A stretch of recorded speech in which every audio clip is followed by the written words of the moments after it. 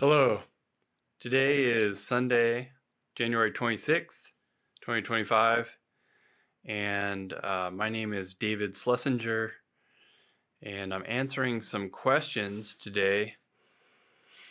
And before I answer those questions, really briefly about myself, I live in New Mexico in the United States, and I work for the state of New Mexico with water. I'm from New Mexico originally, but I've lived in many places. And I served in the Peace Corps in Tanzania, Africa, lived in China teaching English, and I've lived across the US in different areas, mostly in the West, working with the environment. And they are questions about the influence of the US on the former Soviet countries. And my thoughts on the influence of the United States in these countries is that in the mainstream media, you don't hear too much about most of these countries. I'm talking about the ethnic Turkic states, the Kazakhstans, the Uzbekistans, Kyrgyzstans, etc., Turkmenistan. Um, these states get very little press coverage in the West. However, I do believe that that the three-letter agencies, the CIA, the State Department, is very active in these states to try and separate these states from both Russia and China, since a lot of these states are kind of located in between Russia and China. Um, the Russia-China alliance with BRICS, the economic alliance, is very strong.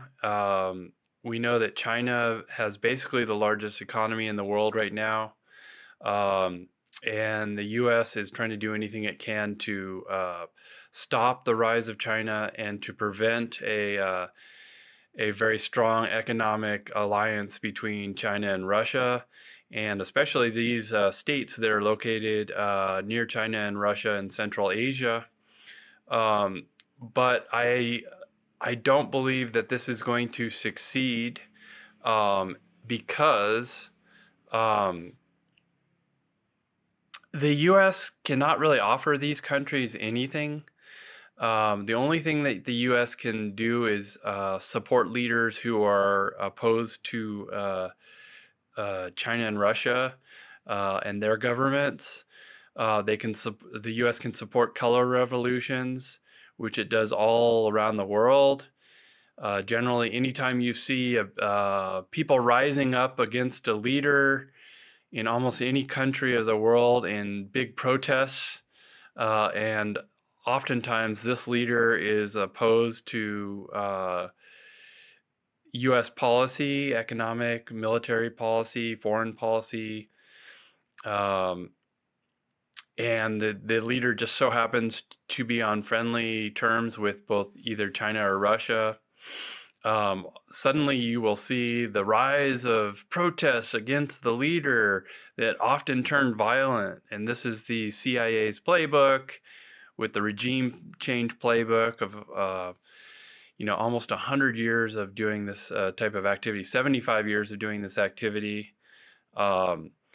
And really, the economic alliances of BRICS, the economies of Russia and China offer so much more to these states, not only through the types of economic programs, investments, which aren't dominated by Western institutions like Western corporations or the IMF or the World Bank, but are involve other institutions, the China Development Bank, the BRICS Bank.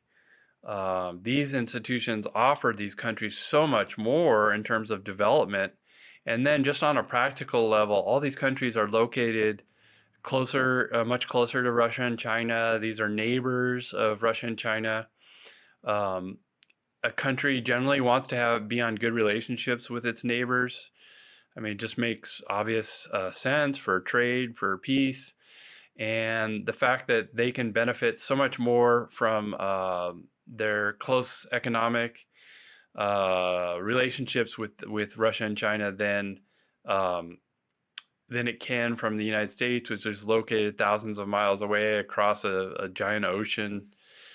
It just doesn't make any sense. And even Europe, which is basically um, controlled by the United States, has almost no sovereignty, uh, especially through NATO.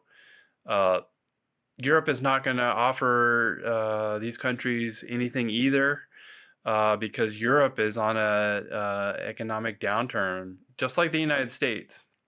Both the United States and Europe are on deep economic downturns. These are countries that are dominated by a small oligarchy, and the great masses of people do not benefit from the current political class in the United States and the West.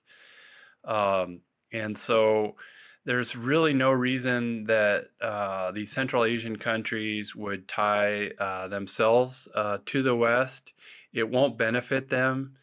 And the best example of this is Ukraine, which tied its interests to the West. The West helped orchestrate a coup in the country in 2014 and put in Western-friendly presidents, and that culminated with Volodymyr Zelensky, who continued the war in eastern Ukraine, in the states in Ukraine that border Russia, that have strong Russian cultural ties. And the U.S. has heavily armed Ukraine. And this intervention by the West has brought Ukraine devastation, destruction, and ruin. And that is the same path that any of these Central Asian countries will choose if they want to hitch their wagons to the West. So there's a lot of money spent on our military complex. Our media is our mainstream media in the United States is very tied to maintaining the imperial hegemony of the United States, and their proxies to Europe. But these countries will have nothing to gain from separating their economic and cultural ties to Russia and China, and ultimately it will lead to ruin.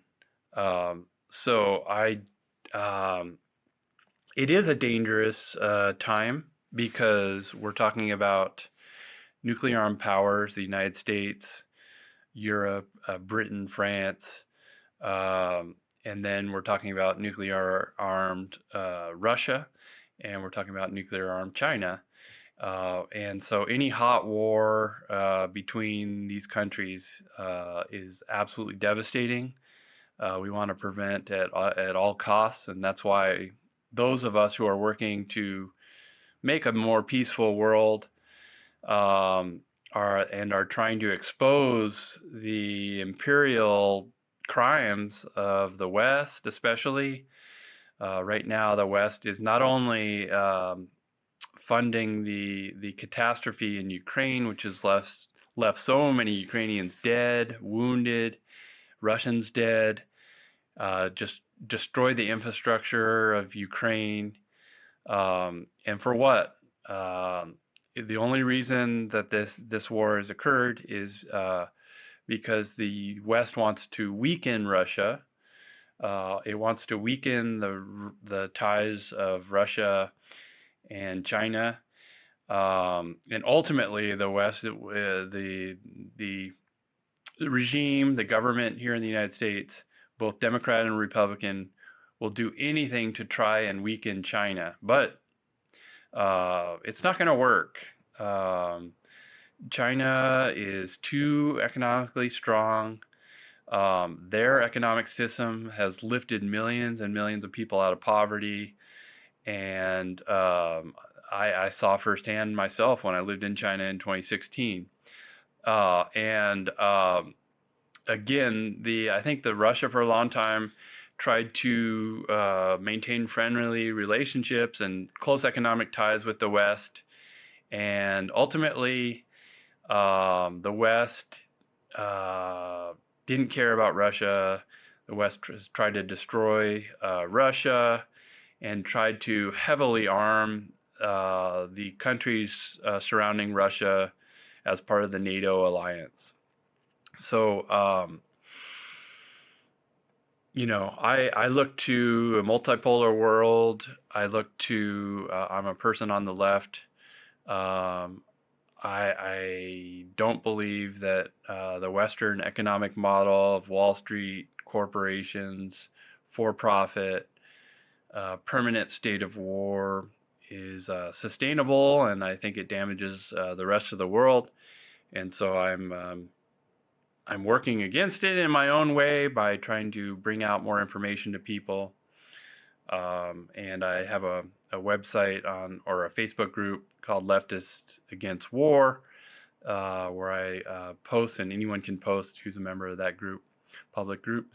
But again, it is a dangerous, whenever the U.S. is meddling in other countries, it creates chaos and danger. And but I think that the days where it could unilaterally work against these other nations is over.